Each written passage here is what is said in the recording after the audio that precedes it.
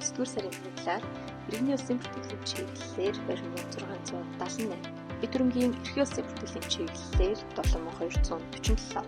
хууль этгээдийн улсын бүртгэлийн чиглэлээр 1236 иргэн хууль этгээдэд бүртгэлийн үйлчлэгийг үзүүлсэн байна. Нийт хүн амын тоо 84842, үүнээс гадаад бас хотын машина 905, дүрт машины лавлгаа үйлчлэгийг 7181, e-бизнес сайтаар 1349 иргэн бүртгэлийн үйлчлэгийг үзүүлсэн байна. Иргэний улсын бүртгэлийн чиглэлээр төрсний бүртгэл 923, гэрсний бүртгэл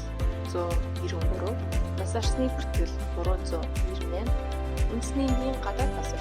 4680, иргэний цахим үнэлэх 3388, эд хөрөнгийн эрхийн улсын бүртгэлийн чиглэлээр төрөөс өвчлсөн эрхүй газар 454, төвийн орон сууц 96, шинээр бүртгүүлсэн орон сууц 332, төрөөс өвчлсөн эрхүй орон сууц 7, үйлчлэгийн зориулалттай байр 78, хөнгөлөлтийг хэрэг шийдчих